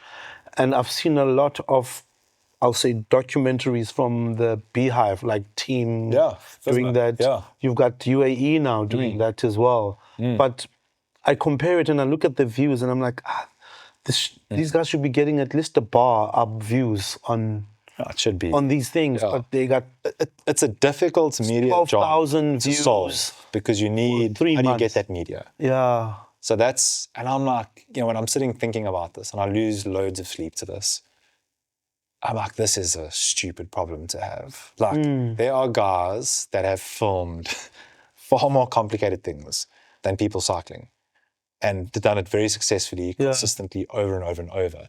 It just lacks, this is a theme of cycling in general, it lacks will. It just lacks will, big money and big balls. Like Liberty had, when they took on that Formula One thing, that acquisition was worth stupid numbers, hundreds of millions. It's now worth billions. So, but that took big balls, big money, and they went for it. And I don't understand why it hasn't happened for cycling yet, because it's such a, at a global level. I mean, then at a local level, you know, I really, really hope I get this Bellairs conversation, because he's has the keys. He knows what no one else does. I'll nudge him. Please. I'll nudge him, dude. Which is, you were telling me earlier, and it's like, it kills me. I don't have the nostalgia. I started cycling like 4 years ago, and it's bitten hard, and the rabbit hole's deep. I lived in Joburg. We moved here 2 years ago. And when I sit here with, you know, Dave Clark, who, thank you for making the introduction, Dave. If you're chatting to Alan Windy, Brendan Stevens, any of these guys that have grown up here, they all have the same story of, oh yeah, on the weekends, like when did you start cycling? Oh, no, on our weekends, our parents were doing the race and then we did the little loop. Yes. And it's southern suburbs and it's people racing up and down the neck. I'm like, people raced on the neck? Yeah, exactly. The Cape Cobra. And Cape it's like, Cobra, dude. anyone that watches all our videos will be like, oh God, Dave's on this racing in the southern suburbs thing again. The roller coaster, there was the Cape Cobra, there was the roller coaster, there was... Where did it go? Yeah. Because if there's not now to race, you have to go to the northern suburbs. Northern suburbs, that's... Almost always. And there should be racing happening all the time. People are like, oh, you know, it's road closure and it's money. It's like, but there's a marathon almost every weekend. And they're closing a road. Yeah. It's not as long and it's not... Guys, No, I'm convinced there is a simple problem to solve it. And anyone that I ask, like, who knows why? Like, really why? And then I chat to David. I still want that answer. Because it doesn't make sense for argument's sake, what you've just mentioned. There's a couple of marathons that go up Constantia Neck. Over Chappies even? Yeah, over Chappies. And why can't you only have Cycle Tour that...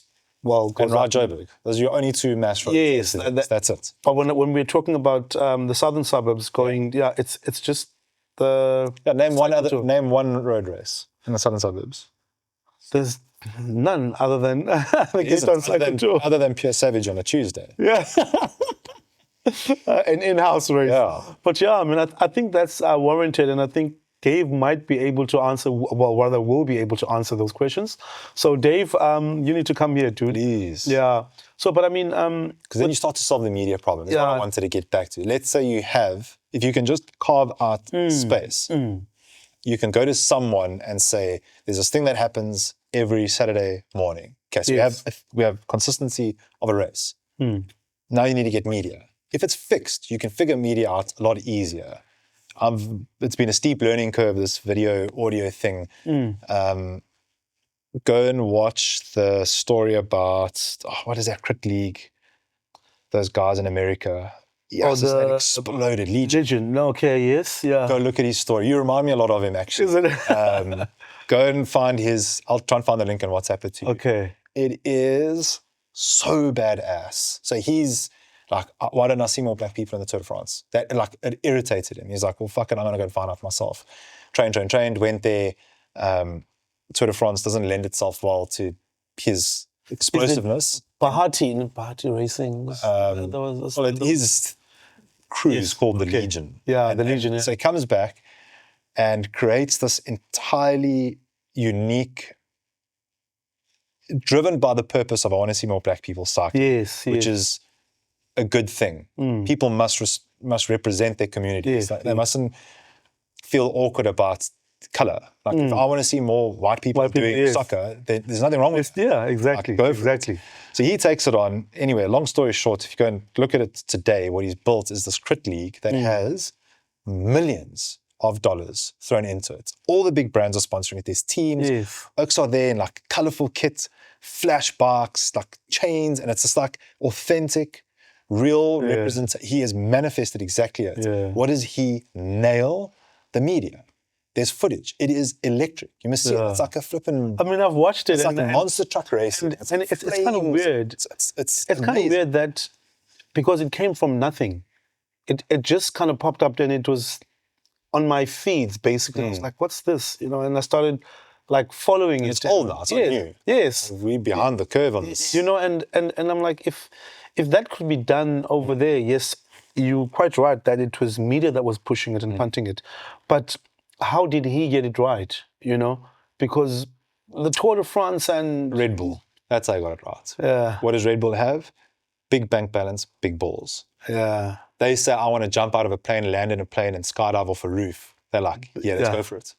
There's not a lot of companies that have that, the kahunas that they have, and they happen to have the budget as well. And they understand the intrinsic link between content, activity, and sales. It's not direct. They can't tell you when that guy jumps out of a plane wearing a Red Bull wingsuit and does something crazy. They can't tell you exactly how many tins of Red Bull he sold, but they know that it sells. Exactly. And that's understanding media. In cycling, people don't understand media. They understand Lycra and Aero and Watts and building moats around their little businesses. And they don't have like a big blue sky level of thinking applied to it, which we do, and we're going to pursue until the day I'm 6 feet under the ground, like it's going to be figured out. Yeah. And the clue to this whole thing is because you can immediately hear, oh, you can't do it because you're road clear. Cool. All the races are inside rural communities. A race through Khayelitsha, a crit in Khayelitsha, a crit in Langa, a crit in. So now you're going into the suburbs. So weird. Now you're doing the purpose thing. And then if you nail the media thing, so one, you're going to bring a critical, there aren't many people from the southern suburbs that go and mingle in any of these areas. Socioeconomic problem number one. Yeah. They there, I'm here. As long as that doesn't filter over into my place, like, oh, it really worries me. No, it doesn't. You don't even give a shit what's happening there. You're not in it. So there's a socioeconomic thing that you need to solve there. And this is where you hook governments, someone there to say, like, guys, you need to fix this community problem because you can't have the burbs against, the haves against the have-nots. That is a South African problem. Let's not pretend it isn't. So not to interject, Bring it in. Do you know that 2006, I'm feeling a little bit nostalgic now. Let 2006 with your rim brakes. Yeah, I think that's one of the reasons why I crashed. So 2006, Liberty Life started doing national crits. So we did a crit in Joburg, Soweto. We did a crit in Khayelitsha. You had all your pro teams, Team Aegis, Malcolm Langa and them, all of them. They rode in the townships, in Khayelitsha, and what was some of the feedback like? We got to get a lot of members come through and families coming to bring their kids to our because you had a lot of people watching it, and it was kind of weird because you were now bringing a criterion with different sport into the township, and in a way you had these mlungus, as you guys would call it, riding around as fast as they could, and it just was a very unique moment for a lot of people. Yes, it might have caused a little bit of a traffic jam here and there, but it gave them some insight and interest into, like, what are these guys doing here, And we were part of that because Liberty decided, and I don't know how it got stopped. Yes, the partnership ended, but it was a very unique drive that they did. What was the media like? Man, I was still a rider back then, but... Are there any cool clips of you attacking? Were there any great pictures? I'll check for some images. I'll send you some images to a point whereby I remember the last one we did at Nelson Mandela Square in Sandton. So they did all the townships, and the last one was in... You want to mix it. You don't want it to be entirely... And you had part of it. The guy that won it, and he put us to the sword, my man. It was Daryl Impey. Daryl Impey won that... He was still riding for Microsoft when they had the team Microsoft, etc. So you had all these oaks who eventually got to ride, even because he won yellow jersey and I was riding against him. So if you think about it, it was just exposing the sport to the township, and kudos to the team at Liberty Life for making that bold move back in 2006 to say, what? Imagine that you did that again. Yes. And you... spitballing live on air, yeah. Well, not live on air, but you know what I mean. Think about a brand where it makes sense for them to be visible to a community, a township community, and a community that is typically around Sandton Drive. What brand talks to both those people? Big brands. Yes. Brands that sell bread and milk. Yeah. So imagine, I don't know, someone super innovative with big balls and lots of money that happens to be green and white and is killing it at the moment. Yeah, I don't want to set the likes of like a Pick and Pay, but check I know, this. If you nailed that and you just had media, they've got the 60-60 thing. You could have the 60-60. You could have the lead that exactly define the race, it doesn't even need to be that define the race. It could be 60 seconds of a commentator on the side of a whatever. Like the max output or shit happening around the outside. Yes. It is. It's so easy to nail this. It's not difficult. It takes, and when I say it takes a lot of money, it actually really takes a little bit of money. It takes political will because someone's going to need to say, hey, we're closing these streets and we're going to put some barricades in. So you need that. Easy to sell in terms of like what you're going to bring together. You need the community to buy in the sense of, guys, we're doing this thing to like give back and help, like Yes. don't take the piss and go fucking crazy. And then you need the cycling community to buy in, which happens to be super devoted to pretty much anything. Tell them to go somewhere, put a little bit of money up for a purse, figure out a clever way to do the media. You'll get them there.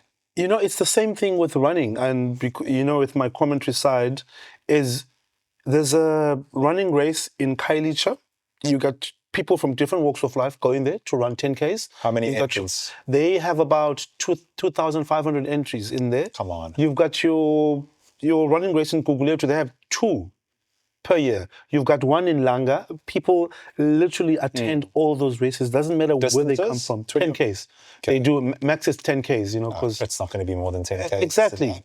You know, there's no difference. There is none whatsoever. None whatsoever. Well and money. Yeah. And media. We did approach to talk about myself and Dave Bellairs. Dave, you need to come here. We did approach you need the to drag him. Yes, team at Checkers about 2 years ago. Maybe we should try and rekindle that conversation and see how we can best put it forward with them. You know, we are. You talk about, we've used the word serendipitous many times. I think this is one of those. This is going to be one of those serendipitous interactions because we don't have the deep pockets, but we certainly have the balls and the will. We are, I mean, what we've done in a few months, I don't think exists anywhere else. And our pursuit is pure in that it's not entirely profit related. It has to be because it's an expensive thing to bankroll. And I keep saying to Reichardt, like, we're 1 or 2 connections away from the right people. The right people, the conversation will come. The right people have vision. There's enough bold people out there. There's enough bold businesses out there that are big brands. Are, you know, through Mickey Lou. Like I'm sitting at the table with loads of brands. The biggest problem people have is to break through the noise. There's so much shit out there, just content, just like crap. How do people, like brands, how do they like really break out? How do they really go and do something different? Checkers is a great example. They've done something truly different. Like they have gone from the ugly duckling brand that I would never go shop at. It's always like Pink and Pay, what I don't feel like splashing Woolies if I've been balling. Exactly. Checkers is now somehow both of those things. They have rewritten. They're so innovative, and it's not by accident. There's R&D and there's people there that are driven to do things. And if you get someone like them, the relationships that they have, so they go to Thirsty Water as an example, and they say, you're giving us 2,000 bottles of water, end of story, and your brand's going to be there. Like, they know how to leverage things. They can go to the farmers that have, you know, they've got the leverage now because we because need 3,000 bananas.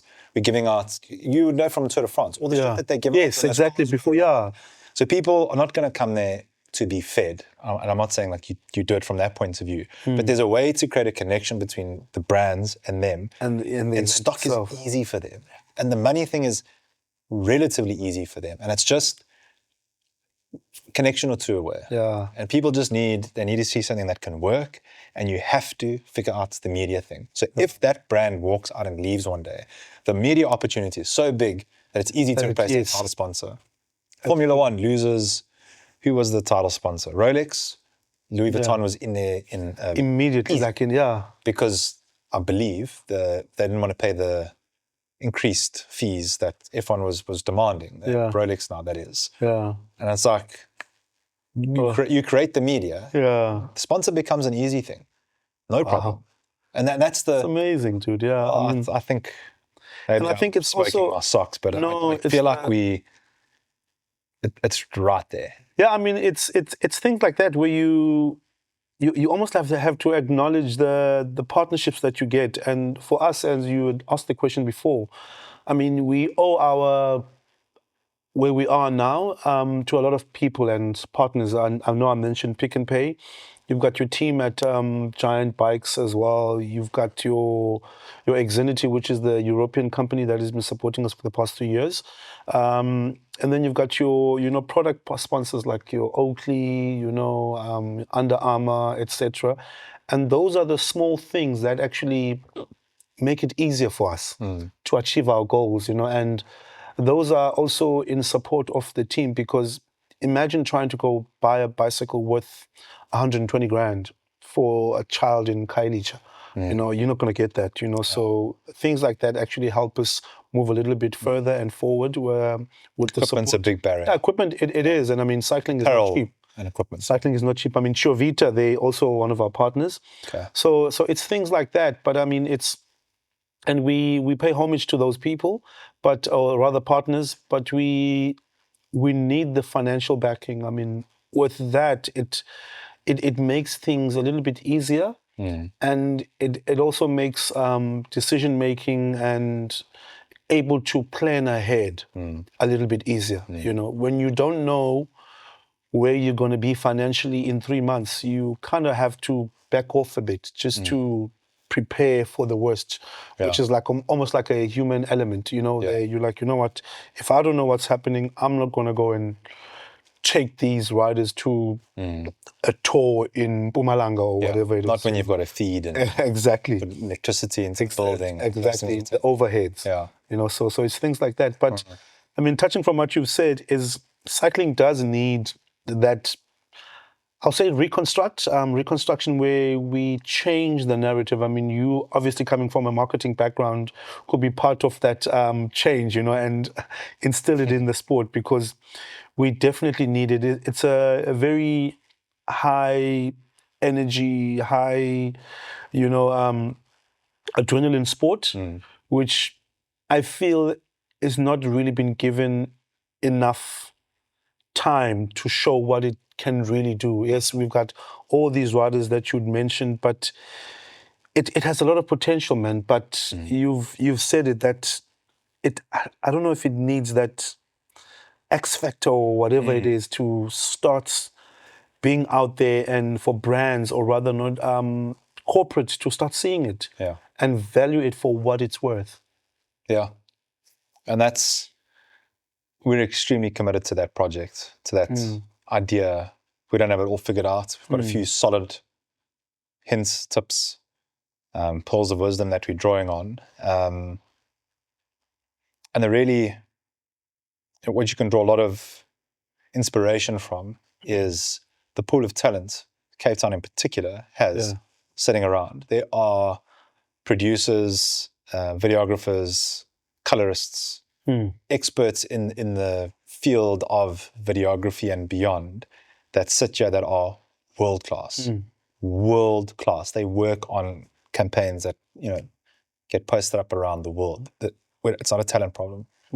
It's a willpower and a little bit of money problem. And I really think cycling's best days are ahead of it. I'm tired of feeling like I've lost out by not being here in the early 2000s doing the Cape Cobra and everything else. So maybe that'll still never happen. But maybe it'll come, man. It will come. We've got to feel like we've been living on the legacy of people that made cycling great many years ago for too long now. And it's we, as the collective, I think our age group is similar, whether we have to, you know, forcibly remove the baton from their hands or not, but it's time for it to pass on and for a new era to dawn on cycling. And that's the responsibility of us to do it. Or we're going to just keep whinging for the rest of days, and that little shoulder we're all sharing on the road is going to become smaller and smaller.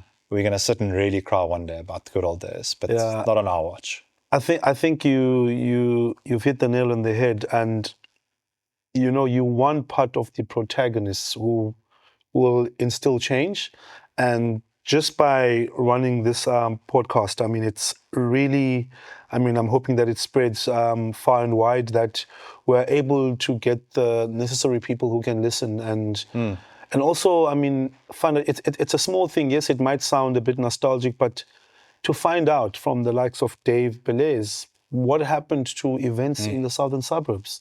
Why can't we have those? Because that might interest a funder somewhere. You never know, you know. So because all of those events back in the days were sponsored by a certain company, and I remember there was the Tylatoria roller coaster. Like, seriously, dude, I remember the names, you know. So well, of course, brands got involved. Yes, they have to. Yes, exactly. What are you getting involved with now as a brand?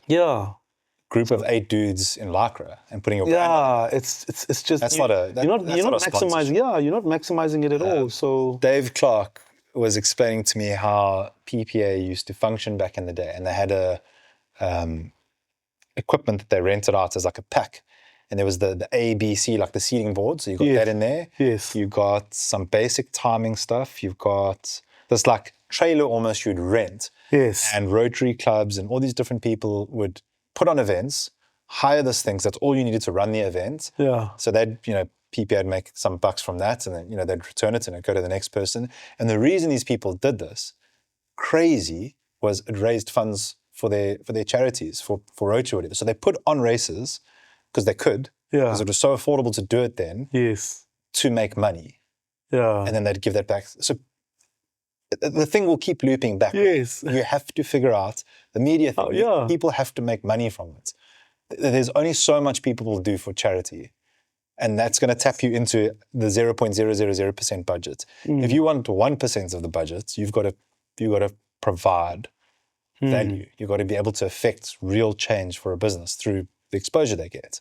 I'm wondering if you were able to... That people used to make money from hosting cycling events. It's motivation to do it. Have things changed that far? I mean, with your conversation with Alan, did he ever get to answer that? I mean, is there a change, or was there... I didn't has there been a... tackle that specifically with him. I hope to have a conversation with him and David Bellairs, because that to me would corner everything off. Not to corner off, but to have a conversation that has an end point, which is I don't want to know to place blame or point fingers. I want to know so that, because if you know, then you can make change happen. Then you can say, okay, so all it is this, or you need that amount of money. Okay, the entry level point you need to run an event is R1 million. And that's going to entail this admin and that thing and that thing and that liability. Because if you don't know, you can't plan. That's true. As a business owner, that's true. Get the facts, and you can make decisions and you can do something with it. But he did mention, those events as well. And you can see when you run anyone through it, there's this the eyes go up and they just lit up, man. And they're like, yeah, shit, that's not your anymore. Yeah. It's like, there isn't. There is no race you can do. And it's not let me be clear, it's not about racing. Yeah. It's not about us 1% weekend warriors that race at the front. It's what grabbed me about those stories is, Brendan Stevens, his exposure to riding a bicycle was on the weekend. His parents rode bike. So he did the little loop, the 10K loop. Yes. Around the whatever, and then went back into this park where he would wait until your parents got back. So you're then just there with other kids. That's community. Yes. That's exposing people. That's making cycling bigger. Because at the moment, my belief of what the problem is you've got bike shops, you've got brands, Giants, Spez, whoever else, all trying to sell to, let's say, 100 people that are cycling at the moment. So everyone's fighting for this tiny little pathetic pie. Yes. Who's making the pie bigger? What is anyone doing to make the pie bigger? Because marketing, high-end bikes and price points doesn't make people want to cycle more. Community makes people want to cycle. Yes. Froth makes people want to cycle more. Exposure and education and all those things makes that pie bigger. And if that pie is bigger, it's more money. If there's more money, it can be more invested. You can make more change happen. It's basic. And you've got me stuck on this idea now of running these crits, in different locations and bringing people from different walks of life, just like the running. I mean, that's a huge target market, number one. And even if you were to get the likes of Checkers, you would be able to not only market their brand, but get a bigger pool of people just to commute on bicycles. You don't need to be a cyclist in Lido, dude. You can just use it as a commute. So there's a market. But that's an education thing. Yes, there's a market for that. And it's so weird that it's cycling, or rather commuting to work, especially in townships, is seen as uncouth. You need to get a car, etc. I almost laugh at my friends Get rid of that car tomorrow. When I decide to ride or whatever. They're like, dude, you could be driving your car, but you decide to go somewhere else, and I would make them understand, but that is for health reasons. Yeah. As opposed to me driving the car to live longer. Yes, and I enjoy cycling. I get to think more. I get to it just activates my brain, one of the things that I've had the majority of comments around the Alan Windy podcast was people didn't know you could take your bike on the train. Is it? I didn't know you could take your bike on the train. Oh, well. That's a game changer. Oh, yes. That yes, you can get on that exactly. train. And I mean, that's largely, southern suburbs, in terms of the audience that were making that comment. But you can get on the train, go to town, or you can go from town, get on the train, come to, Fishhook. You can get off And at then- Muizenberg, Yeah. get off on your bike. You can go and do a little loop. Again, not the Lycra racer. Yeah. Just as a commuter. Commuter, Imagine that. Yes. Train to Muizenberg, go little cruise, Cape Point. Come back. You've got exercise, you've seen things, no guilt when you smash that ice cream on Exactly. the beach. Get on the train, go back to town. Go back, yes. You don't have to be able to cycle the whole thing. You know what it's going to cost you? Like 20 bucks. I mean, a ticket is $20. like, 12 rand, just, whatever it and is. it's like, But I mean, it's and then so from a true. commuting point of view as well. Like, you don't want to get to, to cycle from, if you're in town and if you're in the burbs or working in town or vice versa, Yeah. you can get a train to town and you can ride to work. You're not going to be sweaty and you don't have to worry about helmet hair. And it's Yes. you're talking 10Ks. 10Ks, exactly. It's like it makes it small so things, much yeah. more accessible. And there's some, we would refer to that locally as these radical ideas. There's nothing radical about that. Yeah. That is totally normal European culture. And that's what needs to change. And it's just, And it's a health, the thing is, man, it's a health benefit. If you ride your bike, yes, I'm a cyclist, etc., but just riding on its own, dude, it's just so good. euphoric experience. It is, man. Yeah. It just is. See, the problem is you have to experience it. Yes. You can tell someone that. And you'll evangelize and convert a few people. Yeah. But the moment that feeling that you and I both are thinking about right now, you've got to get on that bike and ride it. And that's the job the community of cyclists need to do, that don't know they need to do, is you've got to get more people riding bikes, experiencing that, and more good will come. Yeah. Let's hope that we have more good coming. Serendipitous. That's going to be my takeaway word to describe this. I am so grateful for your time. It has been a breeze chatting to you. I think we can do this forever and ever. I mean it when I said our space is available to you. If you need to come and do brand spots for the sponsors you have involved, if you want some of the kids to come here and do a conversation, please know that you don't have to ask. It's extended to you. No, thank you. Told you about the space downstairs, so please. Thank you very much, dude, for the time. I'd love to do more with you, and I'm sure we're going to. No, definitely we will. Thank you very much for your time, my brother. Cheers. See you next one. That was lekker. Yeah, super. Someone calls David Bellairs. Is it? Oh, wow. You must be joking. Is this live?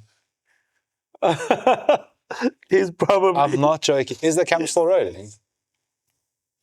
I don't know if you can see that. I don't know if his number's saved. No, okay, let me not put it on because you can see. Yeah. Show his number 10. Yeah. That's it. I've never... Let's see if we can chat to... Mr. Jenkins. Mr. Bellairs, you will not believe it. We just finished a podcast with Sipho from Velokhaya, and we have been talking endlessly about David Bellairs. And my phone's ringing as we've just finished recording right now. He's still sitting here next to me. I'm like, I wonder who this could be. And Truecaller's like, David Bellairs. Like, no.